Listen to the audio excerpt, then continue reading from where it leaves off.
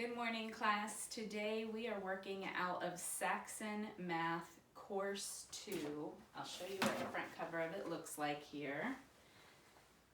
This is the book, and we are all the way on lesson 43. This is the first video I'm doing for this book because now I have a class where this is going to benefit some of my students again, so I'm taking the time to do it.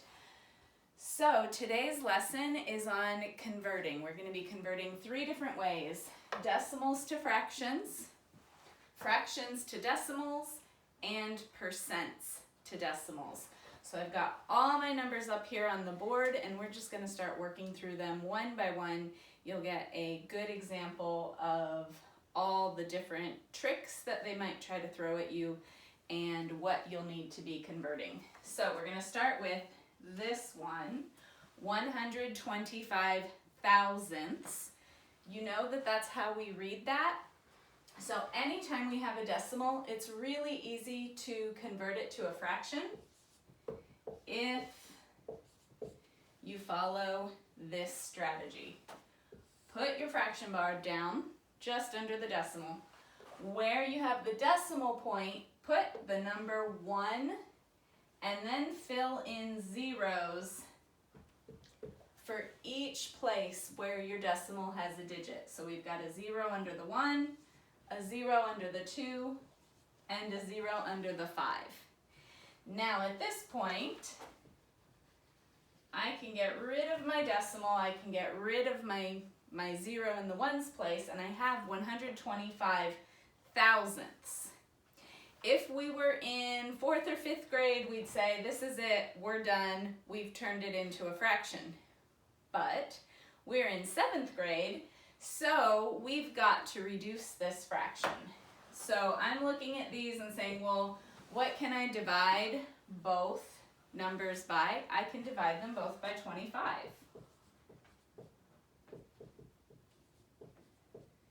And 125 divided by 25, 25, 50, 75, 100, 125. That works out 5 times. 1,000 divided by 25. Man, that's harder. Well, I know 100 divided by 25 is 4. And so since this is 1,000, I can just tack on that 0. If I were to write it like that, that's what I would do. I would say, no, 25 doesn't go into 1, it doesn't go into 10. It does go into 100 4 times. 4 times 25 is 100. I would drop my 0, and then I'd say 25 goes into 0 times. So I just kind of did that in my head. And if you're there, if you can do that arithmetic in your head, go for it.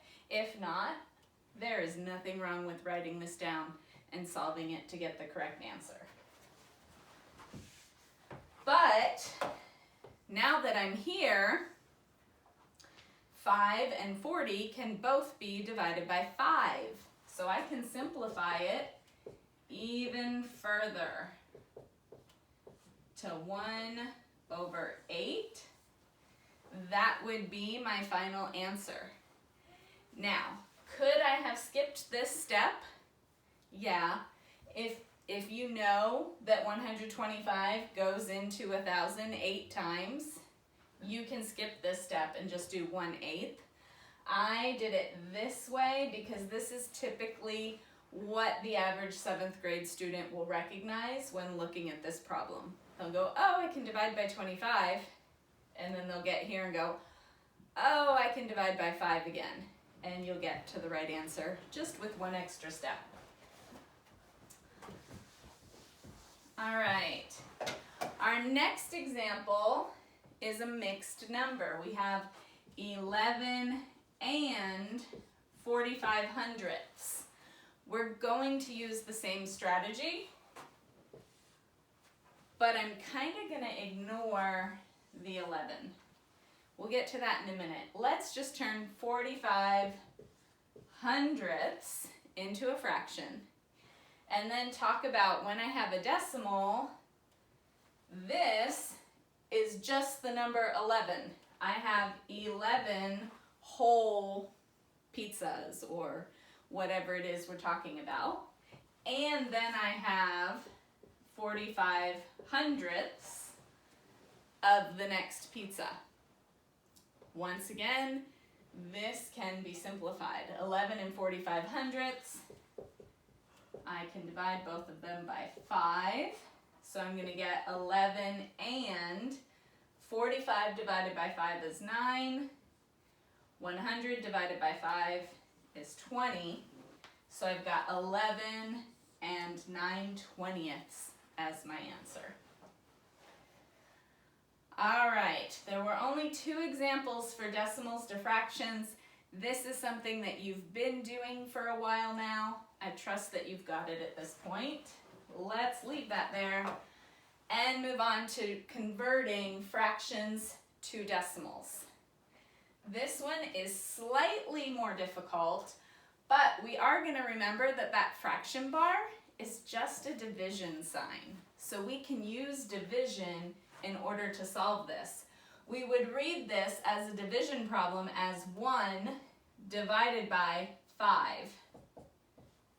So I could rewrite it like that, or I could rewrite it in my little division house. 1 is what's getting divided, so that goes inside the house. That's the dividend. 5 is what's doing the divided. I want to break my 1 pizza into 5 equal slices. So I've got 1 being divided into 5 equal pieces here. Well, 5 doesn't go into 1. We are in middle school. We can handle this. We're going to add a decimal. We're going to add a 0. I haven't changed the value here. I still just have 1 whole. But now if I put my decimal up there, 5 goes into 1 0 times, but 5 goes into 10 twice. 2 times 5 is 10. I don't have a remainder, and I've converted 1/5 into 2/10. Same thing with 23 hundredths. We've got 23 divided by 100. So 23 goes in the house. 100 is our divisor. We're going to have to add a decimal point and a 0. 100 does not go into 23, so we put a 0 up there. But it goes into 230 2 times. 2 times 100. Subtract. We've got a remainder, so we want to add another 0. Drop it down. 100 goes into 300 3 times. Multiply 3 times 100. Now we don't have any remainder, and this is our final answer. That's a lot of work for something that you should be able to recognize. How do I read this? 23 hundredths. I read this the same way. 23 hundredths, 23 hundredths. So this is one that you may not have to put the work of dividing into if you go, oh wait, I can write hundredths as a decimal. Here it is. All right, we've done that one, we've done that one. Next one, 7/4, or 7 divided by 4. 7 divided by 4.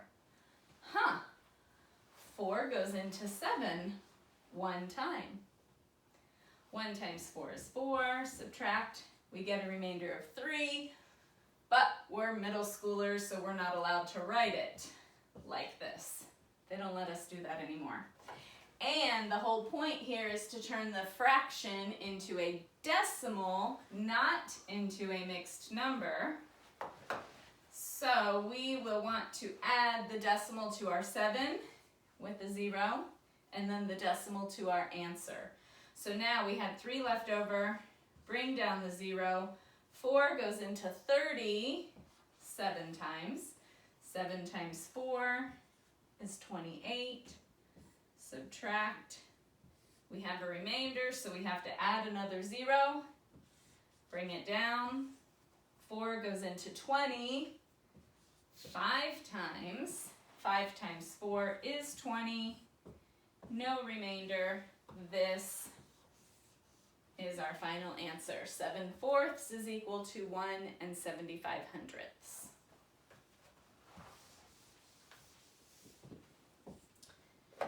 Three and 4/5. So we could turn it into an improper fraction and do it like we did this one, but they've kind of already done some of the work for us. So really I would split this up and I'd say, okay, I know I have 3, and we say and when we read a decimal point, and then I would just figure out what 4/5 is. So 4 divided by 5. But I could use another strategy. I remember that that one was equal to 2/10. And so then we wrote it as 2/10. I think I can do something here. I could say 4/5 is equal to 8/10. And I know how to write that as a decimal. 3 and 8/10 would be my answer. Now, if you don't remember this, or if you don't think of it in the moment when you're doing your homework or taking your test, can you divide and get the right answer? Yes, absolutely. Just learn the different strategies and then figure out which one works best for you, which one you remember the best. All right, our final fraction to decimal problem is 2/3. So we have 2 divided by 3. Does 3 go into 2? Nope, 0 times. So we'll add our decimals and a 0. 3 goes into 20. 6 times 3 is 18. I'm going to subtract. I have a remainder, so I'll add another 0, bring it down. I feel like I've done this before. 3 goes into 20. 6 times 3 is 18. Subtract. I have 2 left. I have a remainder.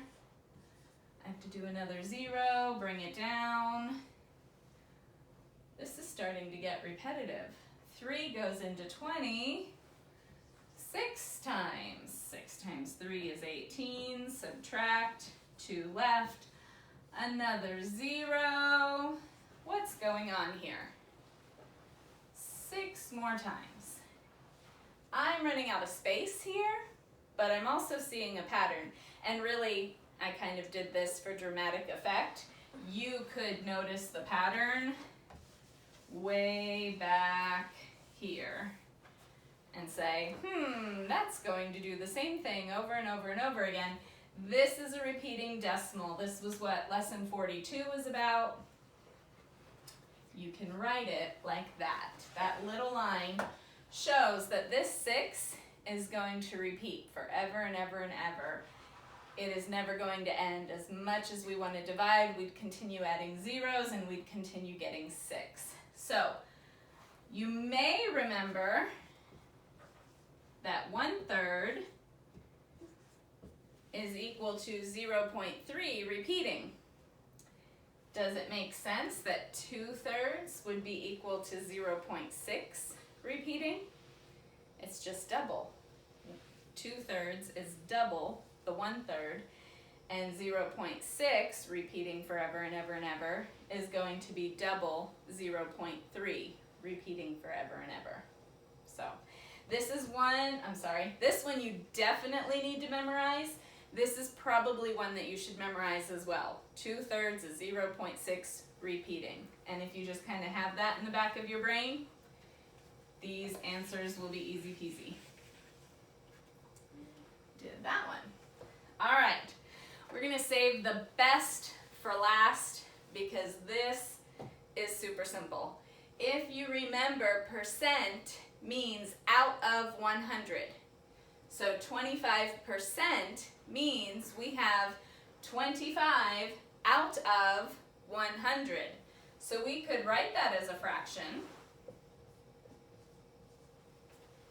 Or we can remember, hey, 25 hundredths, when written as a decimal, looks like this, 25 hundredths.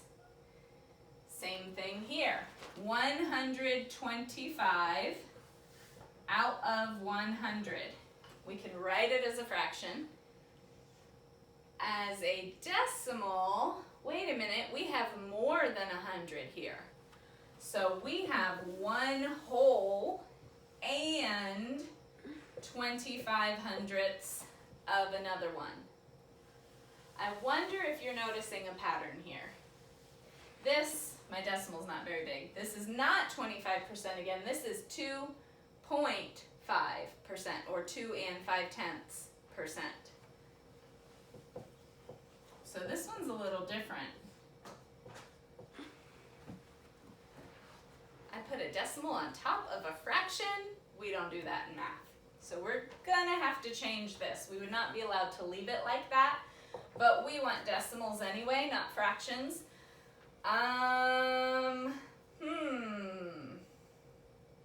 Let's look at the pattern before we do this one.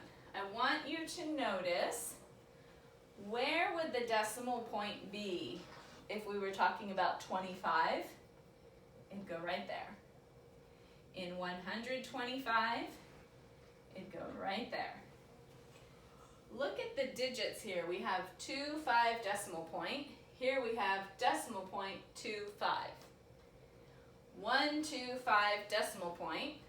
125 with my decimal point here. This is what I want you to notice. Anytime we're turning a percent into a decimal, there's a little trick. We find the decimal point in the percent and we bring it over 2 places. Find it here, bring it over 2 places. So if you see, if my decimal point was there, I'm going to put it right here because I'll skip those 2 places. If my decimal point was there, I'm going to put it between the 1 and the 2 because I've moved it 2 places. So if I have my 2.5, I already have a decimal point there, and I move it 2 places. Here's 1, here's 2, there's my decimal point. What am I going to do in this big empty space? I'm going to fill in a 0. So 2.5 divided by 100 is equal to, and we would read this as 25 thousandths. Okay? Same thing here, we'll do it the easy trick way. 1, 2, decimal point there. So that is going to equal 0, and we could say 50 hundredths, but really we don't need that 0 at all. It could just be 5/10. 7.5. Well, I can't use my decimal trick unless I remember that 7.5 can also be written as 7.5. Move my decimal 1, 2 places. I'm going to need a 0 in there. So 0 and 75 thousandths. And then finally 300. Well, I've got a decimal point there. If I move it 2 places, 300% is equal to 3. We'd go back to 300 out of 100, and 300 divided by 100 equals 3. All right, ladies and gentlemen, that is the end of this lesson. If you are working out of the Course 2 book, you can go to page 313 in your book to complete the written practice. I hope you have a wonderful day, and I'll see you again soon.